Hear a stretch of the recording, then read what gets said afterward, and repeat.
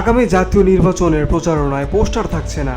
সংস্কার কমিশনের এই প্রস্তাবকে ভালোই মনে করছে নির্বাচন কমিশন। সোমবার সংসদীয় সীমানা পুনর্নির্ধারণ, রাজনৈতিক দলের নিবন্ধন সহ নির্বাচনের 6টি বিষয় নিয়ে গঠিত কমিটি সকালে রাজধানীর আগারগাঁওয়ে নির্বাচন ভবনে এক সভা শেষে সাংবাদিকদের এ কথা জানান। নির্বাচন কমিশনার মোহাম্মদ আনোয়ারুল ইসলাম বিষয়টি নিশ্চিত করেছেন। রাজনৈতিক দলগুলোর মতামত না নিয়ে নির্বাচনী আচরণবিধির একটি খসড়া তৈরি করা হয়েছে বলে জানিয়েছে নির্বাচন কমিশন ইসি। নির্বাচন কমিশন বলছে খসড়াটি প্রায় চূড়ান্ত।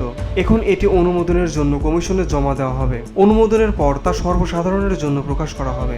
আনোয়ারুল ইসলামের ভাষ্য, সংস্কার কমিশনের বিধি নিয়ে যে প্রস্তাবগুলো রয়েছে, যেমন স্থানীয় সরকার নির্বাচন সহ নতুন কিছু বিষয় আমরা ইনকর্পোরেটে করার উদ্যোগ নিয়েছি। এটি একটি চমৎকার আচরণ বিধিমালা হবে।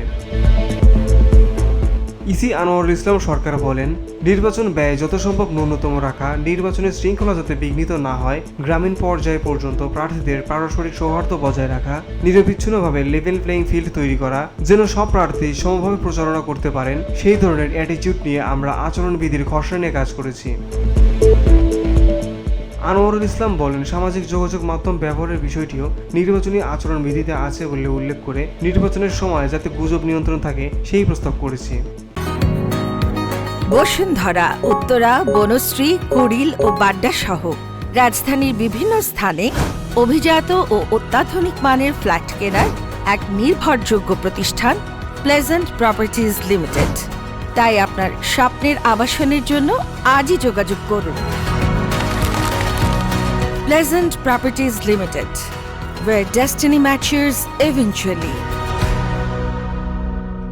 নতুন রাজনৈতিক দলগুলো নিবন্ধন প্রসঙ্গে তিনি আরও বলেন, গণবিজ্ঞপ্তির বিষয়ে রাষ্ট্র সংস্কার আন্দোলনের নামের একটি দল সম্প্রতি আদালতে রিট করেছে। তাদের ক্ষেত্রে স্টে অর্ডারটি কোর্ট থেকে দেওয়া হয়েছে।